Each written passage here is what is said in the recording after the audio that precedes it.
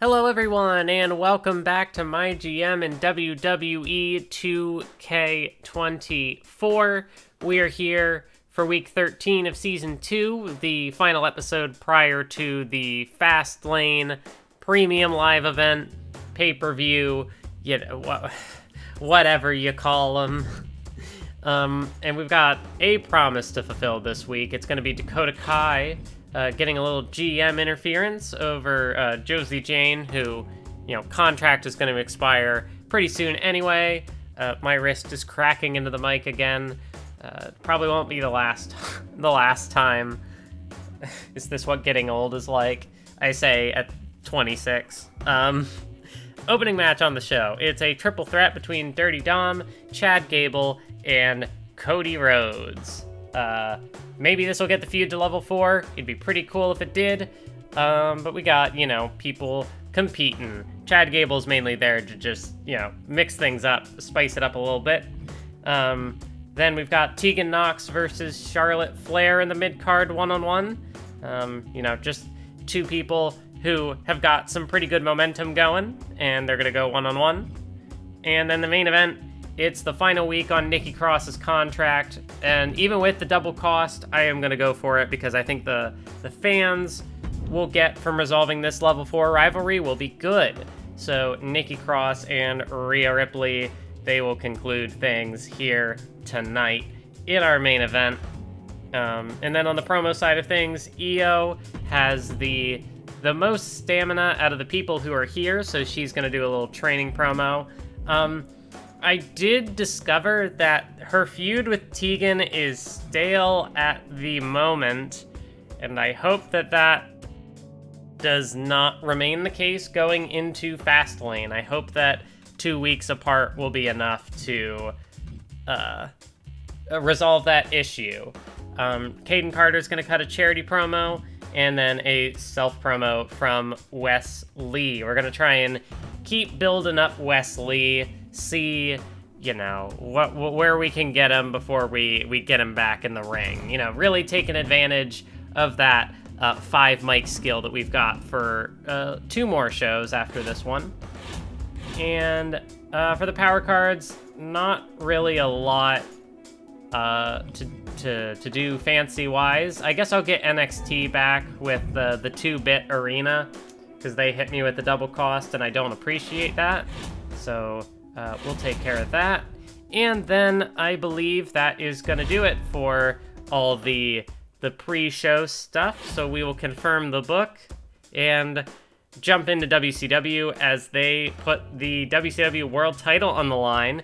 Is it going to be X-Pac or Jerry Sweat?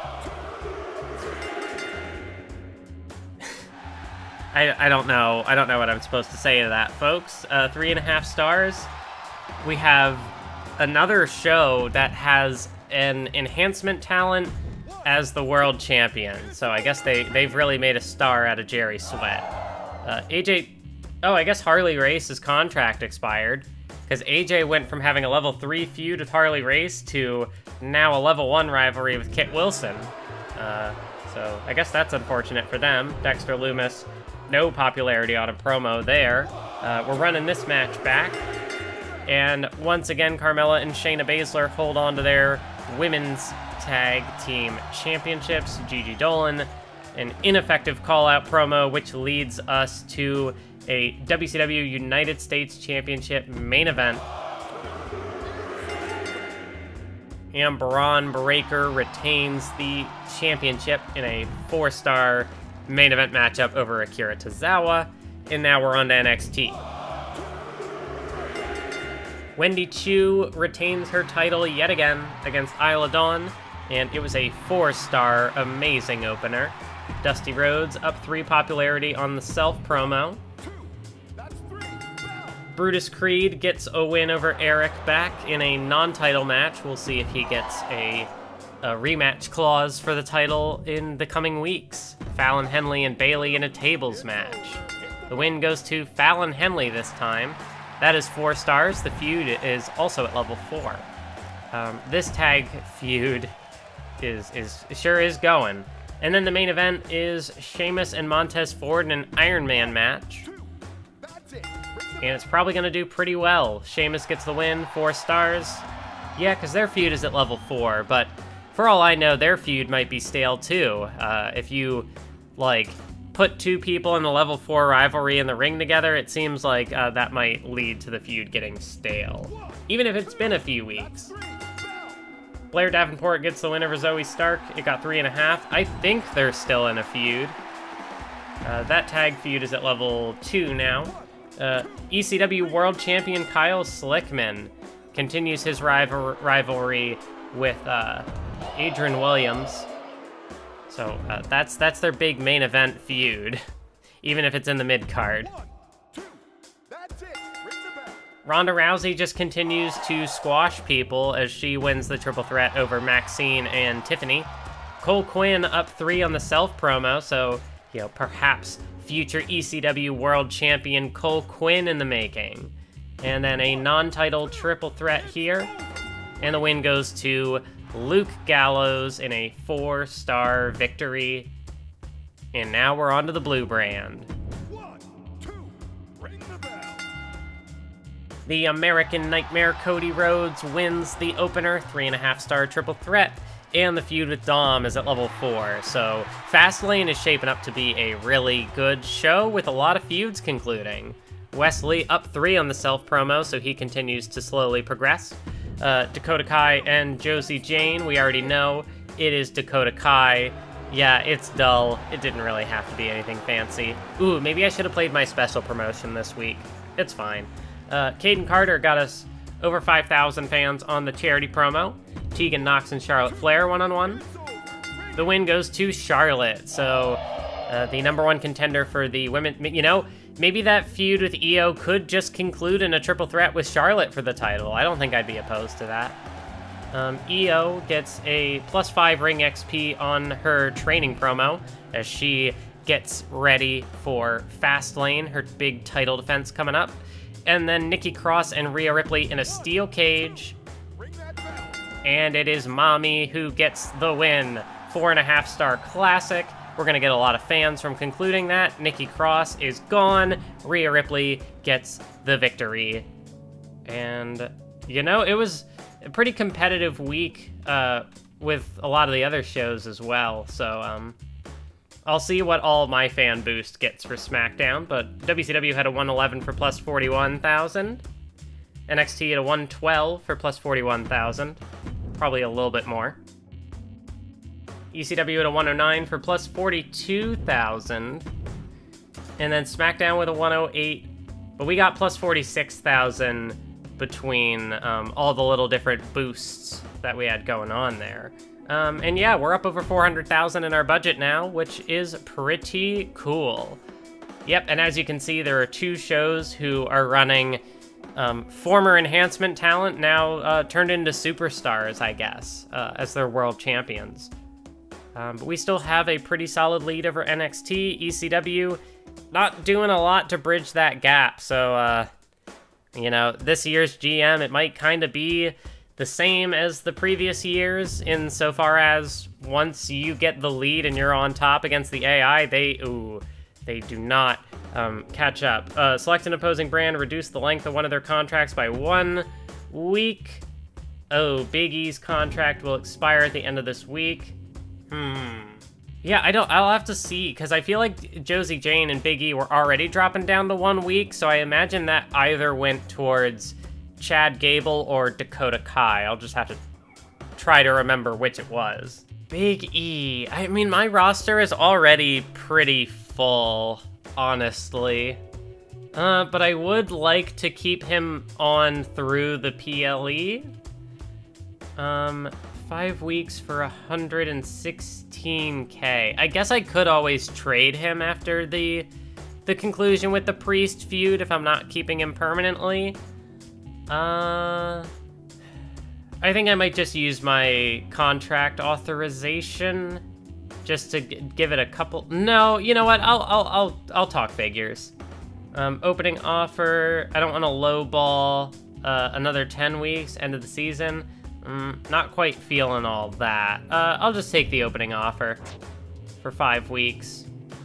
And that's a small increase to morale.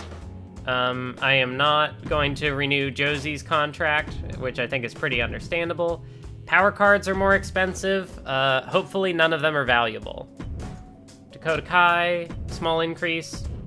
Got an email about an ad agency in the area. How do you feel about giving them a chance? They're currently charging $10K for a 3-week ad campaign. Has the potential to gain us some new fans, but since they're new, there's always the potential to lose some as well. I think I'll pass this time. I don't know if I really got much out of it the first time. I can't say for certain. So Dakota Kai's down to 6 weeks on the contract. Oh, I thought Chad Gable was on a short term. Yeah, 4 weeks remaining. Why did I just pass over him? Oh, I guess he's all the way down here, because I've probably had him for a while. Alright then, I don't think I can really tell who that went towards. It might have been Gable, but I wasn't paying close enough attention to what the contract lengths were initially. We have a lot of level 4 feuds that aren't really going to be able to get featured here. I guess I can do Dakota Kai and Caden Carter again. Maybe Iron Man. There's not really anything of note in the power card shop this week, which is good for me. I'm very happy about that. But there's also not really much I want to use in terms of my power card inventory. I might use the quick recovery going into the PLE, just kind of depending on where things stand. We've got a lot of people in like the 60s, the 50s, maybe some in the 40s too, but a lot of them, you know, I'm able to rest up this week. Dirty Dom's gonna do a training promo, so he'll still gain something back. Cody Rhodes is gonna take the week off and recover that, same with Noam Dar. Big E and Damian Priest are also just, I don't want to make anything stale, so we're gonna have Wesley and Trick Williams, as well as Chad Gable and Grayson Waller duking it out in the mid-card. Just kind of, they've got stamina, they're not in feuds, so they can hang out. Iron Man opener, it's Caden Carter and Dakota Kai. And then the main event is for the women's tag team titles. Tegan Nox is back, this time with Zelina Vega as her tag team partner. And we'll see if the, you know, the power duo, the powerhouse team, I don't know what I'm trying to say. Rhea Ripley and Io Sky, let's see if they can hold on to the gold yet again. I probably could put a stipulation on this, but I don't want anyone to get hurt, so I'm gonna leave it at that. Yeah, and we're gonna get the commissioner goal through that tag match, which is pretty cool. I can maybe get NXT back with the bad timing. I don't think I'm worried about using special promotion. Like, it's here, and you know what, I might as well use it. They're not gonna carry over into the next season, so I'll just go ahead and get that done. And then once Josie Jane is out of the way, I can use the, forget the name of the card, Beginner's Luck. I can use that, and I mean, it'll probably end up boosting Grayson Waller. He'll probably be the one who's the lowest on the show, so, or I could sign somebody, but I think it's a little too early to look for signing people. I've still got Gable, Big E, and Dakota Kai on temporary contracts, so I might even just focus on keeping them around rather than signing new people. Yeah, so we'll go ahead and confirm that card. It's a pretty low budget show, all things considered, which I think should work out. 1, 2, it's over. Bring it.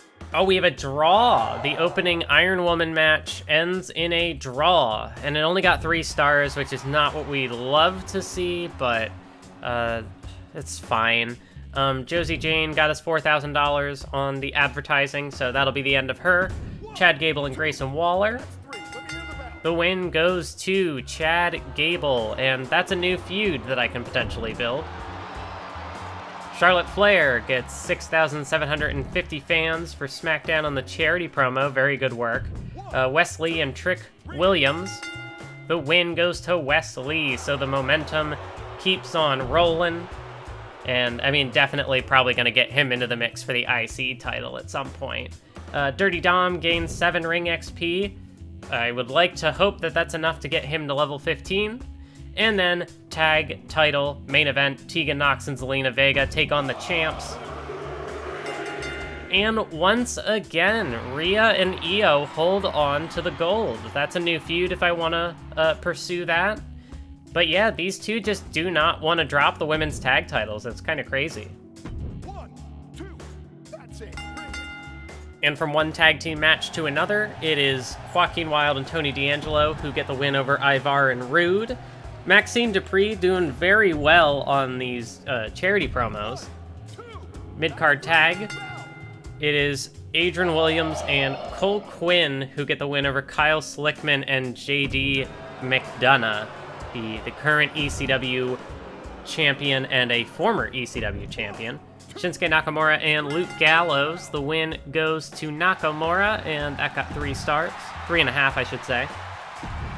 +2 popularity from Tiffany Stratton on the self promo, and then main event triple threat here. And Ronda Rousey is just beating everybody in this women's division. She just, like, how is she not the champion, honestly? She's just tearing through everybody like paper. No competition whatsoever. Montez Ford and Sheamus, this rivalry is absolutely going to be stale at this point now. We got 3 stars and Montez is hurt. So good work. Good work, NXT 2.0. +5 ring XP for Wolfgang. 1, 2, that's it. Bring it. Well, the tag teams keep getting weirder. Oh, and Andre Chase is hurt. That's not good for them. But was it Medical Bill is now on NXT? Shane McMahon +4 self-popularity. I'm just mixing up all the words now. I can never say the gains popularity on the self promo. I'm always flubbing it somehow. That feud is still going. Jey Uso, main event Jey Uso is in NXT, and he's calling out Wolfgang. And then the main event goes to Fallon Henley in a 3.5 star. No bells and whistles on that one, just a very straightforward singles match. 1, 2, that's it. Ring the bell. Once again, the women's tag team champions continue to be victorious over their opponents. Gunther +1 on the self promo. 1, 2, that's 3. Bring it. Indy Hartwell wins that triple threat, and that got 2.5 stars. Rey Mysterio +1 yet again. AJ and Dexter Lumis in a tag match. And the new WCW Tag Team Champions pick up yet another win over the team that they defeated for those titles. Nothing on that call-out promo, and we're back. The rematch for the WCW title. And it was a very short-lived reign for Jerry Sweat as X-Pac wins the title and immediately gets hurt. How do they do this? That happens all the time. I feel like that sounds like it could be ECW, you know, the hardcore show, running talent into the ground. With all, I don't know. We got only a 99 rating score, which I guess is fair, for +40,000 fans, thanks to the fan retention card. ECW 114 for +51,000, so definitely got more than us. 106 for +35,000, not great at NXT 2.0. And then WCW 113 for +44,000, so the shows that are at the back of the ratings get the victory in this week's ratings war, but it's probably too little too late. I hate saying that in, you know, season 2, when we're probably going to be here at least another 1 or 2 more, but it's rough. I feel like MyGM probably only is like, oh, wow. Wait, hold on, why does it say 5 weeks remaining? I didn't negotiate her wait. Did I screw that up? Did I accidentally extend her contract when I didn't mean to? Well, if I did, it worked in my favor because she's the one who got vetoed. Oh, no. Oh, wait. I am very confused. Both Veto Superstar cards landed on the enhancement talent that I thought I got rid of, so I made a mistake and failed upward, I suppose. Power cards are going to be more expensive. That's not really a big deal. Isn't it about time you put me in a PLE event? These things come and go and never seem to use me. Well, it's because you keep getting vetoed, Rhea. It's not really my fault. Oh, put me in a match with Rhea Ripley? Yeah, I mean, if they want to be on the show, I guess I can do that. Somewhere in the mid-card, we'll go ahead and throw together Rhea Ripley and Zelina Vega in a little showcase match. You know what? Why not? No, Charlotte's going to be in the women's title scene, I think. So yeah, I can do that. Have at least one Extreme Rules match for Veto Star. I would love to get back at them. Okay, Dirty Dom. He can either be a specialist or a fighter. Let me survey my roster here. What kind of bruisers would I have to feud? Big E, who is on a short-term deal, and Grayson Waller. That's about it. So I think I'm gonna take the specialist. Not confident if I'll use it, but we'll see. Okay, so that is gonna do it for today's episode. Next time we'll be picking back up with Fastlane, and then we will go from there. So thank you to everyone for tuning in and watching this one, and I will see you next time for Fastlane.